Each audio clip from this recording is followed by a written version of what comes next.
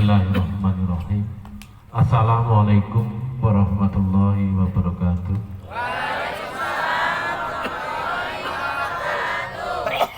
Selamat siang, salam sejahtera, Om Swastiastu, Namo Buddhaya, salam kebajikan.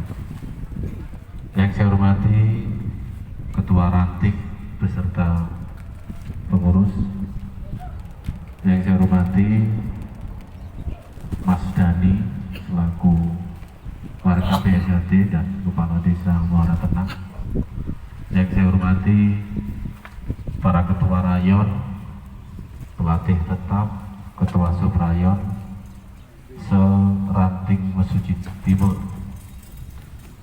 para pini sepuh se-Ranting Mesuji Timur yang saya hormati, adik-adikku, calon keluarga besar persaudaraan Setiadi Terate cabang Mesuji yang saya cintai. Sebagai insan yang beriman, marilah senantiasa kita memanjatkan puji syukur kita kehadirat Allah Subhanahu wa Ta'ala, Tuhan yang Maha Esa, bahwa pada kesempatan siang hari ini dimulai dari pagi kita dapat melaksanakan giat uji kenaikan tingkat dari hitam ke jambon.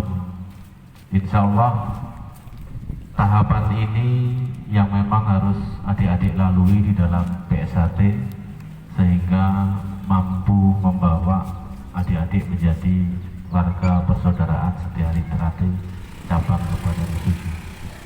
Salawat sering salam marilah senantiasa kita sanjung agungan pada junjungan kita Nabi Agung Muhammad Sallallahu Alaihi Wasallam yang selalu kita nantikan syafaatnya di yaumul qiyamah kelak. Saudara-saudaraku, adik-adikku yang saya hormati,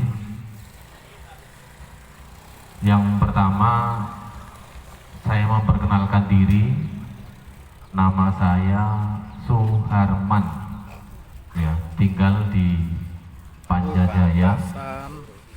Ya, selama ini di PSHT cabang Mesuji menjadi wakil ketua bidang teknik pencak silat ajaran dan prestasi selama ini.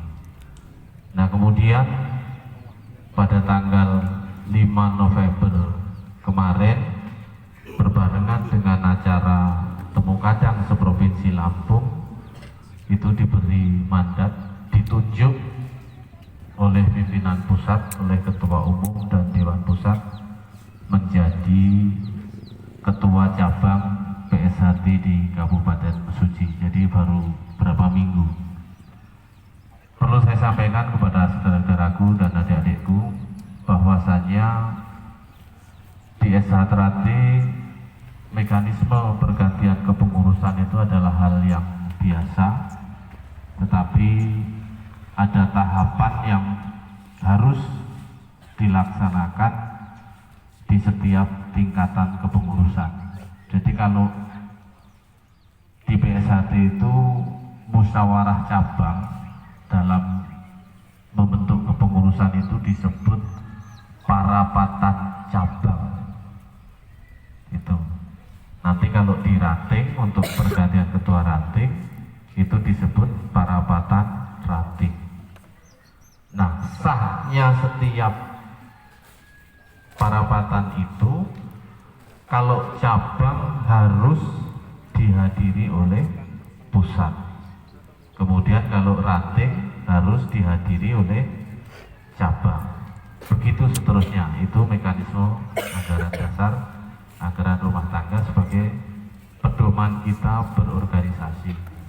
Nah, di situ tidak terjadi pemilihan, hanya peserta perapatan cabang atau ranting mengusulkan 3 kandidat untuk calon ketua dan 3 kandidat untuk calon dewan cabang.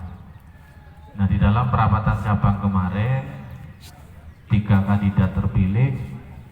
Yang pertama ketua cabang lama kita Mas Lasmidi, kemudian Kang Mas Saman, kemudian saya. Terus kemudian di Dewan Cabang ada Mas Soekardi, ada Mas Mustafa, ada Mas John Kennedy. Nah, di tanggal 5 itulah surat keputusan pengurus pusat melalui ketua umum menunjuk saya selaku pribadi untuk menjadi ketua cabang PSHT di Kabupaten Mesuji. Itu mekanisme organisasi. Nah, perlu saya sampaikan pada pula pada adik-adik bahwasanya mengikuti latihan SHTRAT sampai kemudian bisa menjadi keluarga besar atau sering disebut warga, itu musuhnya bukan ada di luar, bukan orang lain, bukan organisasi lain. Musuhnya adalah diri sendiri. Jadi ketika adik-adik mampu melawan keegoisan di dalam dirinya sendiri, insya Allah bisa lulus menjadi warga. Salah satu contoh hari ini, adik-adik yang notabene umurnya lebih tua daripada saya harus bisa terima disebut adik, ya kan? Ibu-ibu yang ada seusia ibu saya mungkin ada, tapi kayaknya belum. Nah, itu juga harus menerima disebut adik. Nah, terus kemudian dalam jenengan melakukan tes tadi disuruh bergandengan, yang tua-tua dibentak oleh Kang Mas Dewan Pengetes kita itu masih anak-anak. Itu kalau kira-kira dibentaknya di luar daripada tes, marah apa tidak? Marah kan? Nah, artinya ketika sudah masuk di dalam lingkup SHTRAT, berani mengalahkan diri sendiri, baru itu nanti bisa lulus. Kalau kemudian tadi jenengan tidak terima, ya bisa aja, oh anak-anak kecil yang mengetes saya pulang, ya selesai, tidak pernah bisa menjadi warga.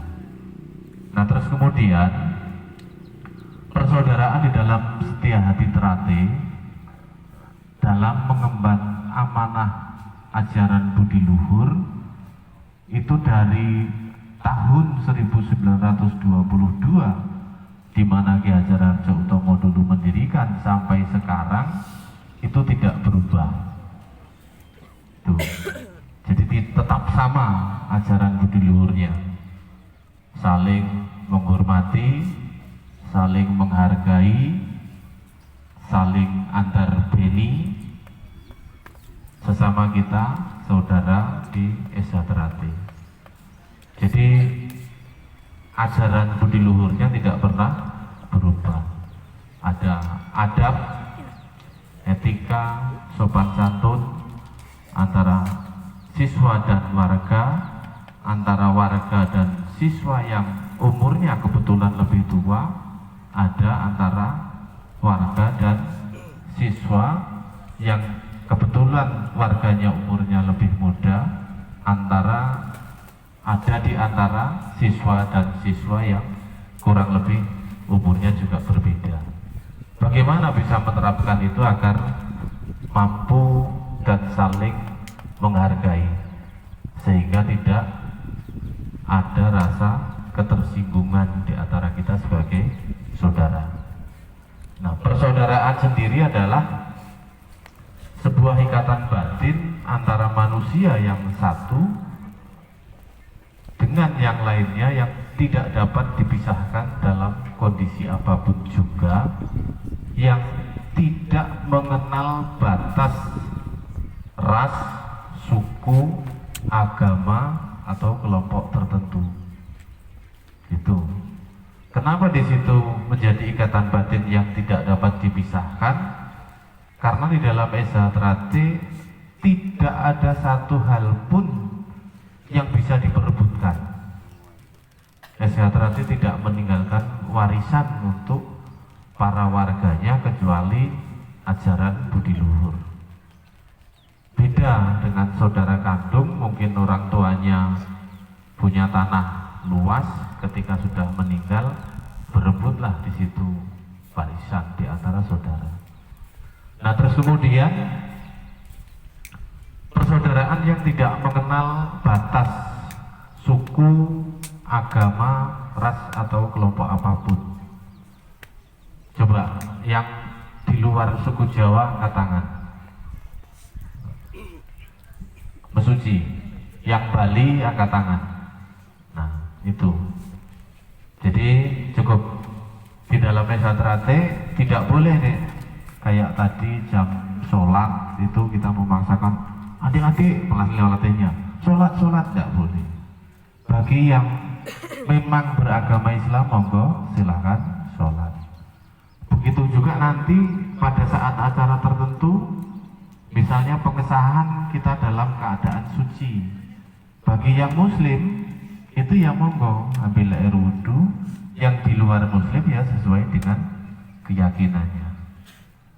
Itu dalam hal perbedaan keyakinan saling menghargai. Terus kemudian dalam hal perbedaan suku yang menjadi keragaman di dalam negara kita ini, hadirnya berbagai macam suku di dalam Esa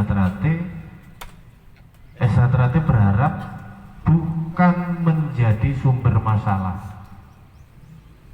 Ketika hidup berdampingan dengan masyarakat, terus kemudian terjadi konflik sosial, Esa Trate atau orang Esa Trate yang bersuku-suku itu tadi tidak boleh kembali kepada sukunya masing-masing. Harus menjadi jembatan untuk perdamainya persoalan, bukan menjadi pemicu dalam persoalan yang terjadi di masyarakat. Itu perlu jenengan camkan, karena di dada kita ada satu warna yang sama, jantung bersinar. Nah, sinar keluar itu harus mampu menyinari atau memberikan contoh di lingkungan masing-masing. Karena sinarnya putih, warna putih kita anggap sebagai warna kebaikan, harus mampu bersinar menyinari dalam hal yang baik di lingkungan masyarakat. Kemudian menjadi orang Esa Trate tidak mudah terhasut pada satu persoalan yang belum tentu kebenarannya. Jadi kepercayaan diri, bersetia hati di dalam hatinya sendiri itu menjadi penting. Jadi orang Esa tidak boleh tipis telinga, juga tidak boleh tebal telinga, ya tidak boleh. Artinya mendapat informasi sebelah belum tahu kebenarannya langsung percaya, itu tipis telinga. Tebal telinga kayak saya ini mungkin terlalu dablek, tidak bisa diomongin semaunya sendiri, itu juga tidak boleh. Nah, ini menjadi sebuah pelajaran buat adik-adik.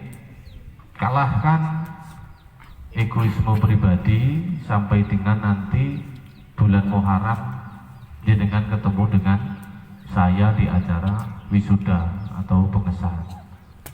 Tuh, doa kami. Jadi kalau hadirnya jenengan, kami yang duduk di sini ini bukannya bentak-bentak itu benci, bukan, tetapi sebenarnya kebanggaan, kesenangan kita bahwa kita akan mendapat saudara baru kelak di bulan Muharram. Itu. Nah, terus kemudian persaudaraan yang berikutnya adalah tolong menolong di antara saudara setia hati Trate dalam hal apapun. Tetapi di dalam Esa itu tidak boleh tolong menolong yang berlebihan. Misalnya ada saudara kita yang lapar, terus kemudian kita membelikan makanan, semua kita berikan, tetapi kita sendiri belum makan. Jadi simbol dari nanti jenengan akan diajari oleh Mas Pelatih, simbol dari kegiatan jenengan memakai lilin pada satu tingkatan hijau putih nanti, itu bahwasanya menolong saudara memang menjadi kewajiban, tetapi tidak boleh harus habis semua untuk menolong saudara sehingga membahayakan kehidupannya sendiri dalam hal apapun. Apalagi sekarang ke depan, 3 bulan ke depan, momentum ada pesta demokrasi di negara kita. Ini dicatat oleh jenengan, begitu jenengan masuk SH pertama dikenalkan adalah bahwa organisasi SH tidak berafiliasi pada organisasi politik manapun. Nah, tinggal cara memaknainya, bahwa organisasi SH tidak bernaung di bawah bendera politik manapun bukan berarti menghilangkan hak demokrasinya bagi warga SH. Hak demokrasinya apa? Memilih dan dipilih. Jadi bukannya SH kok nggak boleh, secara anggaran dasar memang nggak boleh bermain politik di belakangnya berlogo SH. Itu harus dipahami nanti menjadi warga, jangan kemudian sumbu pendek, pikirannya cetek, bahasa Jawanya, sehingga begitu ada saudara kita yang masuk di ranah itu jadi kepala desa, menyalon DPR, nyalon bupati, itu wis hati-hati kok dibawa ke sana. Tidak seperti itu. Secara prinsip organisasi tidak berada di bawah naungan politik, organisasi politik apapun, tetapi tidak serta-merta menghilangkan hak politiknya. Nah, dalam hal tolong menolong sesama warga SH, kalau memang di desa jenengan ada warga SH yang menggunakan hak politiknya, monggo dibantu saudaranya.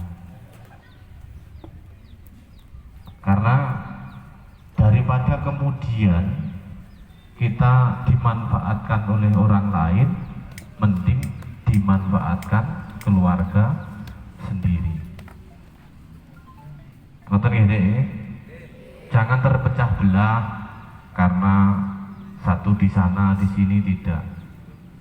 Kita harus mampu bersikap dewasa, berbeda dalam hal berpolitik, tidak berarti kemudian meretakkan hubungan persaudaraan itu.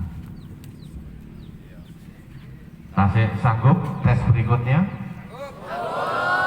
Nah, terus kemudian ini, selama jenengan belajar latihan, diajari sambung, sudah pernah?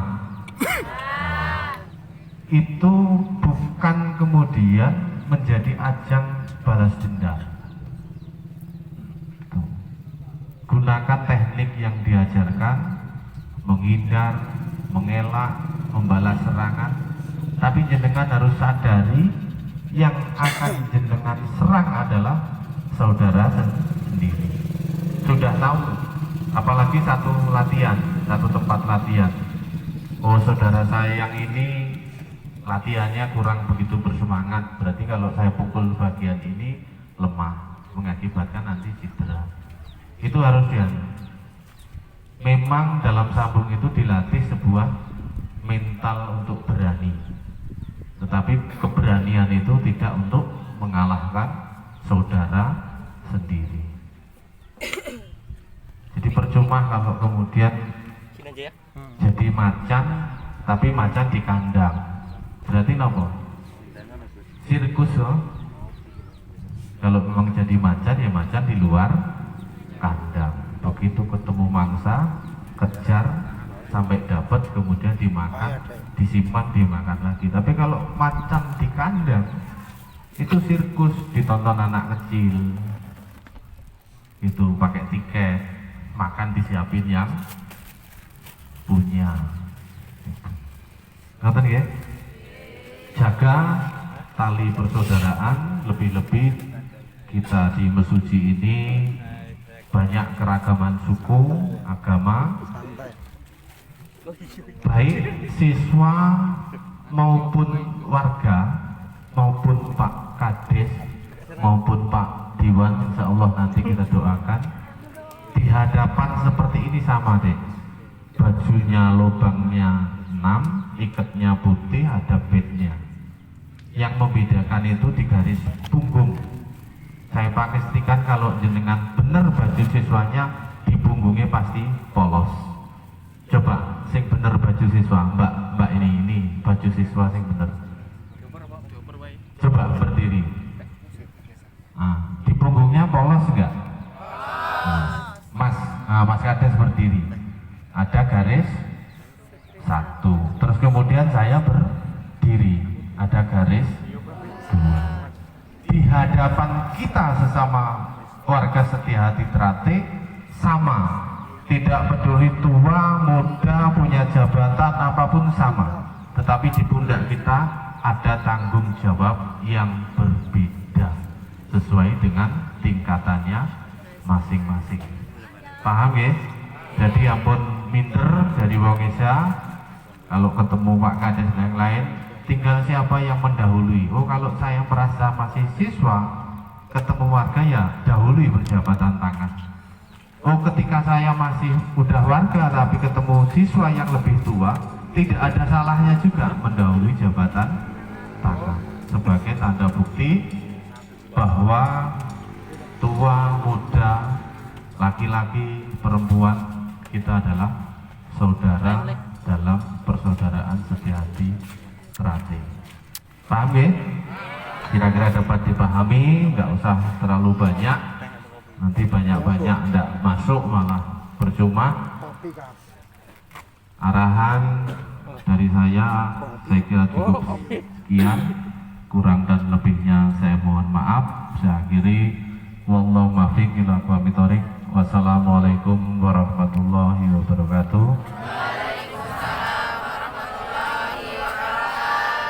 Selamat siang, Om Swastiastu.